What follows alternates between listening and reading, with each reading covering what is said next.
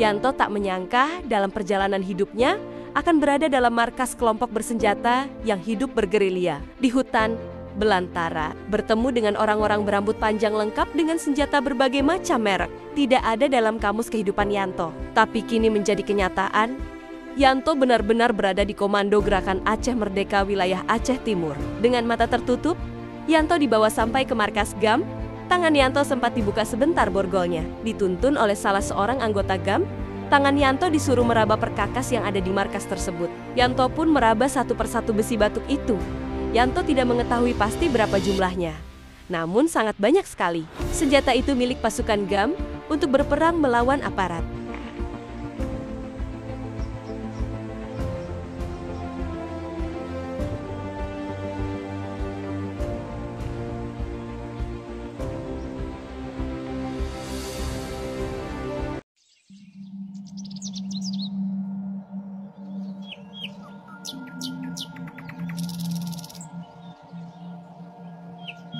Kapal motor itu melaju dengan kencang membelah ombak laut melewati ujung Kuala Gabian Belawan. Kapal ikan Wulandari itu membawa sekitar 20 orang anak buah kapal. Di antara 20 ABK, hanya 2 orang saja yang bukan warga Aceh. Mereka orang Batak yang sudah bergaul lama dengan warga Aceh di Belawan. Tahun 2004 kala itu, salah seorang dari warga Batak itu bernama Yanto, seorang pemuda yang dikenal sebagai pekerja keras. Yanto sudah sangat lama bekerja di kapal Wulandari karena kedekatannya dengan Pawang Nurdin. Lagi pula, Yanto mempunyai kemampuan menyelam yang mumpuni dinilai cocok untuk membantu Pawang Nurdin dikala ada kendala di tengah laut. Konflik Aceh yang berkecamuk membuat banyak pemuda Aceh harus meninggalkan kampung halaman. Pawang Nurdin, salah seorang kapten kapal nelayan, dikenal banyak mempekerjakan orang Aceh yang punya skill melaut. Perjalanan dari tempat pendaratan ikan Gabian Belawan membutuhkan waktu 1 hari menuju Tuasan. Di sana nantinya mereka akan memasang lampu pada saat sore hari. Jika ikan sudah berkumpul di Tuasan, malam harinya mereka akan melabuh pukat. 20 ABK akan bekerja ekstra untuk mendapatkan hasil yang maksimal, termasuk Yanto yang sudah bergaul akrab dengan orang Aceh. Mereka sudah seperti saudara, tiada lagi memandang ras, suku dan agama. Bagi warga Aceh yang sudah mengasingkan diri keluar Aceh, mereka bisa bekerja lebih tenang, tanpa dihantui oleh rasa ketakutan. Menjadi nelayan sebuah keterpaksaan untuk bertahan hidup di laut, karena di darat akan lebih banyak resiko kala itu. Apalagi warga Aceh. Di tengah malam buta kala hembusan angin laut menusuk tulang. Percikan ombak diterjang badai membasahi lantai tempat kaki berpijak. Hanya lampu kecil nelayan yang terlihat dari kejauhan, yang juga sedang melawan badai mengais rezeki dengan penuh tantangan. Tiba-tiba sebuah kapal mengarah menuju kapal Wulandari. Lampu sorot terlihat dari kejauhan menuju ke sana. Semakin dekat semakin jelas arahnya. Tidak ada firasat apapun. Seluruh ABK Wulandari tidak menaruh curiga sedikit pun. Paling hanya bot kecil yang butuh bantuan. Atau mereka hanya ingin mencari sedikit ikan buat lauk makan. Semua tidak berspekulasi apapun.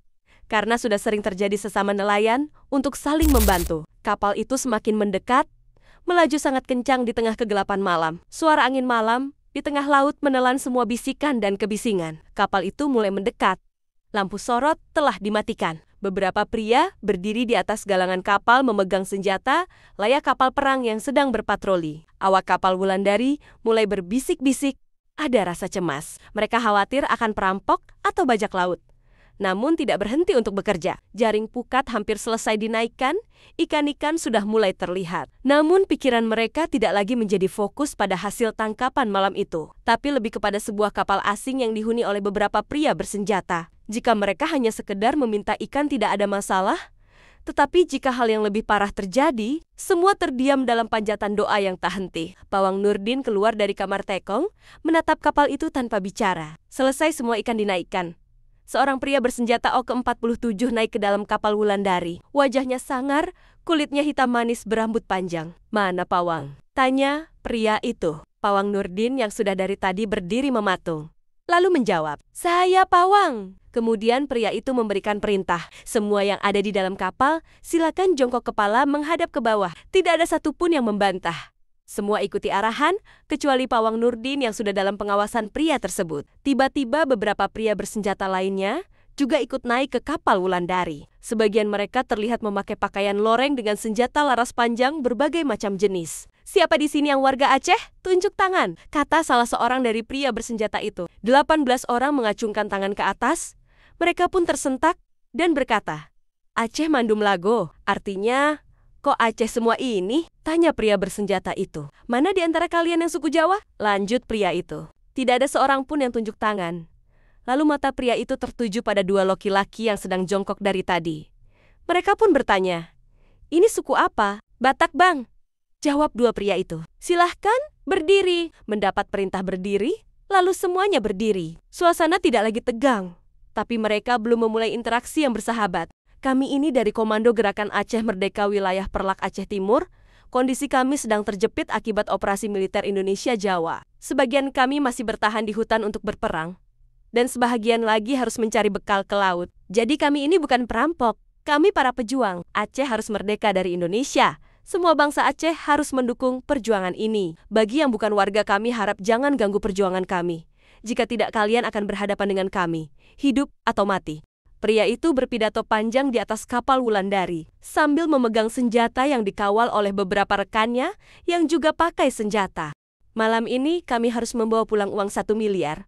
Atau kapal ini kami bawa." Mendengar angka yang sangat fantastis itu, Pawang Nurdin pun mempersilahkan pria bersenjata itu membawa kapalnya. Hasil tangkapan malam itu, beserta 18 orang ABK, disuruh pulang menumpang kapal lain. Tapi 2 orang warga Batak, salah satu bernama Yanto, dibawa oleh pria bersenjata itu sebagai jaminan tebusan. Dalam kecemasan di tengah malam buta itu, Pawang Nurdin merelakan anak buahnya dibawa oleh pasukan Gamperlak. Menjelang pagi, Pawang Nurdin bersama ABK kembali ke Belawan menggunakan perahu kecil. Sementara Yanto dan temannya kini berada dalam kapal sitaan yang akan dibawa menuju Aceh. Selama dalam perjalanan, Yanto dan temannya dibawa dalam keadaan mata tertutup. Dalam kegelisahan, Yanto hanya bisa pasrah pada Yang Kuasa. Jika terjadi kontak tembak di tengah laut, Yanto dan temannya hanya tinggal nama. Sementara di Medan Belawan, informasi penyanderaan kapal Wulandari telah menyebar. Patroli aparat Angkatan Laut dikerahkan untuk mencari keberadaan GAM yang berhasil masuk Laut Sumatera memakai senjata terhadap warga Aceh. Mulai diperketat pemeriksaan agar tidak masuk sembarang ke wilayah Sumatera. Dikhawatirkan mereka adalah anggota GAM. Yanto dan teman semuanya sudah 1 hari 1 malam tidak diketahui kabarnya. Radio telekomunikasi yang dulunya dipakai sebagai alat komunikasi di laut, kini sudah tidak berfungsi.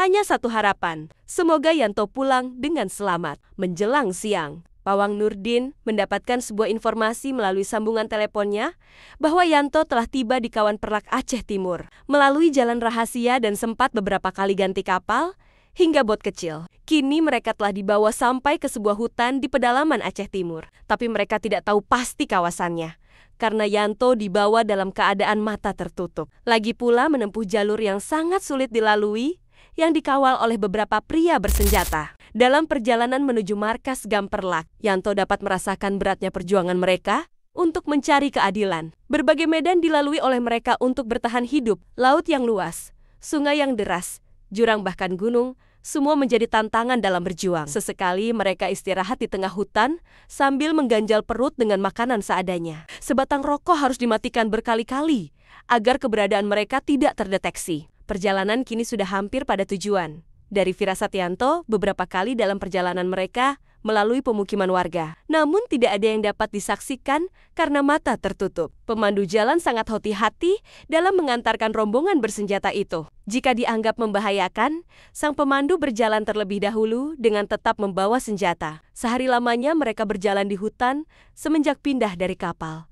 Rasa lelah dan cemas tidak bisa mereka keluhkan. Harapan hanya satu, kembali dalam keadaan selamat. Sepanjang perjalanan Yanto tak henti-hentinya berdoa agar kelak ia dapat bertemu dengan keluarganya kembali. Setiap ada pembicaraan anggota GAM Yanto selalu menguping. Setidaknya Yanto tahu daerah mereka tinggal. Dari sekian banyak pembicaraan hampir tidak ada kalimat yang bisa Yanto pahami. Mereka semua memakai kata sandi. Namun satu kata terekam di benak, Yanto Lokop. Kata itu tersimpan dalam rekaman memori Yanto hingga saat ini. Lokop merupakan daerah yang sangat jauh dari Perlak. Bahkan sudah berada di perbatasan Bener Meriah. Di sini bisa difahami betapa jauh perjalanan mereka dalam setiap pergerakan. Kabut putih menyelimuti pegunungan kala sore beranjak malam. Nyanyian kutilang emas bersehet sahutan menutup akhir siang menjelang malam. Dari kejauhan terdengar lantunan ayat suci menggelegar merdu. Hati Yanto berkeping, laksana beling tertimpa batu. Perlahan air matanya mengalir dalam tertunduk gundah. Tak ada kalimat yang berani diutarakan. tak ada pesan yang mau disampaikan. Yanto tidak tahu apa yang akan dilakukan terhadap dirinya selama berada di hutan. Dia hanya mendengar tentang kekejaman Gam saat berjuang. Tapi sepanjang Yanto dalam sekapan mereka, tak satu kali pun perlakuan kasar berlaku terhadapnya. Kadang Yanto harus berdebat dengan hatinya, melihat fenomena yang tidak biasa yang terjadi terhadapnya. Bahkan kadangkala, ini bagaikan mimpi Yanto bergeming dalam hati. Menjelang malam tiba, Yanto mendengarkan percakapan salah seorang pimpinan Gam dengan pemilik kapal Wulandari. Intinya jika cepat ada uang tebusan, maka mereka cepat akan dipulangkan. Semua tergantung Tokebot. Jika ingin cepat selesai, mendengar percakapan itu, Yanto dan kawannya merasa lega bahwa mereka tidak ada dalam target eksekusi, mereka hanya tawanan jaminan yang akan segera dibebaskan jika sudah diberikan uang. Setiap gerak-gerik anggota Gam selalu memunculkan perhatian Yanto. Walaupun penutup matanya belum dilepaskan, namun ia bisa merasakan apa yang dilakukan oleh mereka selama berada di barak. Sudah hampir 1 minggu Yanto ditahan oleh Gam, tapi kini Yanto sudah merasakan hidup bagai persahabatan. Tidak ada lagi mata yang tertutup, tangan yang terikat, dan pengawasan yang ketat. Yang berbeda sekarang hanya senjata.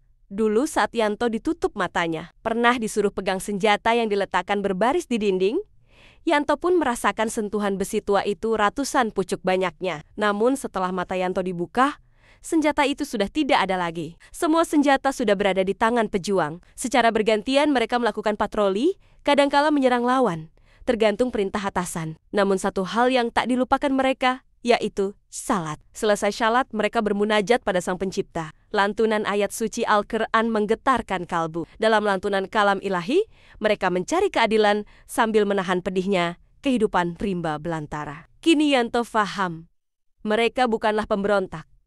Mereka bukan penjahat atau pengecut, tapi mereka adalah pejuang yang mencari keadilan atas kedaliman pemerintah Indonesia. Tak lama berselang, Yanto dan rekannya dibebaskan setelah ada uang tebusan. Yanto diantar oleh pasukan Gam hingga pinggiran jalan nasional. Melalui jalan darat Yanto kembali ke Sumatera dengan selamat tanpa ada kendala.